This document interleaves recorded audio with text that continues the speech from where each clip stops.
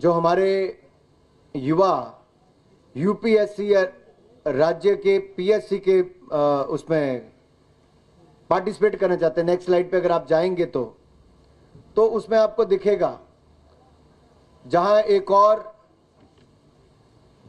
जरूरतमंद छात्रों के लिए यूपीएससी और राज्य पीएससी के लिए हमने तैयारी के लिए विभिन्न माध्यमों से सहायता प्रदान की है। भारतीय जनता पार्टी के गुजरात राज्य हो, मध्य प्रदेश हो, उत्तर प्रदेश हो, यहां मैंने बहुत सफल योजनाएं चलाई हैं।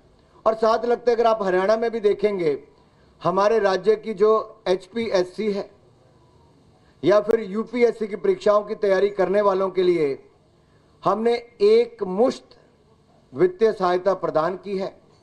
और जो आने जाने में किराया लगता है, लागत आती है, उसकी प्रतिपूर्ति भी हमने की है। लेकिन दूसरी ओर दिल्ली में आम आदमी पार्टी की आपदा वाली सरकार ने घोर लापरवाही की। 15 मिनट की बारिश में सीवरेज भर जाते हैं।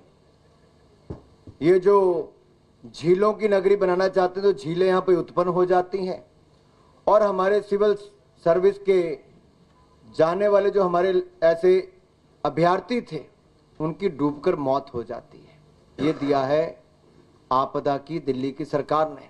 लेकिन अब हम दिल्ली के युवाओं के लिए राज्य की विभिन्न प्रतियोगी परीक्षाओं की तैयारी में उनको सक्षम बनाने के लिए एक मुश्त 15,000 रुपए की वित्तीय सहायता प्रदान करेंगे ताकि वो प्रतियोगी परीक्षाओं के लिए अच्छी तैयारी कर सकें, उनके माँ बाप पर कोई बोझ ना बने, हमारे दिल्ली के युवा शानदार रिजल्ट दे सकें और परीक्षा केंद्र की यात्रा की लागत भी और आवेदन शुल्क की 2 अटेम्प्ट तक प्रतिपूर्ति हमारी भारतीय जनता पार्टी की सरकार करेगी।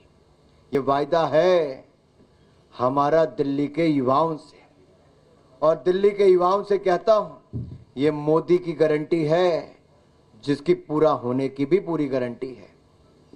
अगला मैं आपके सामने रखना चाहूंगा हमारे अनुसूचित जाति वर्ग के, इनकी कितनी अनदेखी की है। मेरा केजरीवाल जी से सवाल है, मेरा आम आदमी पार्टी से सवाल है, अतिशी जी कहने को मुख्यमंत्री है या नहीं किसी को पता नहीं है। 5 वर्षों में जितनी मेरे हाथ पर उंगलियां है ना साहब, 5 वर्षों में केवल 5 एससी छात्रों को स्कॉलरशिप छात्रवृत्ति दी है इस आम आदमी पार्टी ने। आपदा सरकार ने 5 सालों में केवल 5 एससी छात्रों को छात्रवृत्ति प्रदान की है, केवल 5। इन्होंने तो कहा था एससी समाज से हम उप मुख्यमंत्री बनाएंगे। बनाया क्या? 5 नहीं 11 साल बीत गए। लेकिन भारतीय जनता पार्टी की जहां जहां सरकारें हैं, आप देखिए हमारी केंद्र की सरकार में जब से मोदी जी की सरकार आई, अनुसूचित जाति वर्ग के कल्याण के लिए हमने 250 गुना 250% यानी कि 2.5 गुना की वृद्धि की है। और एससी एसटी ओबीसी के उद्यमियों के लिए पीएम मुद्रा योजना हो, इसमें 40 करोड़ के ऋण के प्रदान किए। स्टैंड अप इंडिया हो, उसमें हमने एससी एसटी और महिलाओं के लिए उपलब्ध करवाया है। और एससी छात्रों के लिए नरेंद्र मोदी जी की सरकार ने 34 लाख से अधिक एससी छात्रों के लिए, शेड्यूल कास्ट कम्युनिटी के मेरे अनुसूचित जाति वर्ग के भाइयों बहनों के लिए 3,546 करोड़ रुपए की छात्रवृत्ति प्रदान की है। कहां आपदा सरकार के 5 लोगों को, 5 एससी छात्रों को दिया, और दूसरी ओर हमने 34.5 लाख एससी छात्रों को 3,546 करोड़ रुपए की स्कॉलरशिप प्रदान की है। Yes, you have heard it right. 34.5 lakh SC students have got 3,546 crore rupees of scholarship from the Narendra Modi government. And the Gujarat government provides to the SC students who are getting training in the ITI colleges 400 rupees per month as a stipend. और मैं आज जो कहने वाला हूं अपने दिल्ली के सभी वरिष्ठ नेताओं के साथ, अध्यक्ष जी के साथ, रामवीर जी के साथ और बाकी नेताओं के साथ, कि हम दिल्ली में तकनीकी और व्यावसायिक पाठ्यक्रमों के जो हमारे छात्र छात्राएं हैं उनके लिए स्टाइपेंड योजना कर शुरू करेंगे। किसके नाम पे? डॉक्टर भीमराव अंबेडकर स्टाइपेंड योजना होगी, जिसके अंतर्गत हम ITI और स्किल सेंटर पॉलिटेक्निक आदि में पढ़ रहे हमारे अनुसूचित जाति के विद्यार्थियों को 1000 रुपया प्रति माह स्टाइपेंड देंगे। जी हां, 1000 रुपया प्रति माह स्टाइपेंड शेड्यूल कास्ट कम्युनिटी के अपने भाई और बहनों के लिए जो ITI स्किल सेंटर पॉलिटेक्निक में पढ़ रहे हैं, उनको दिल्ली में हम देंगे हमारी सरकार बनने के बाद।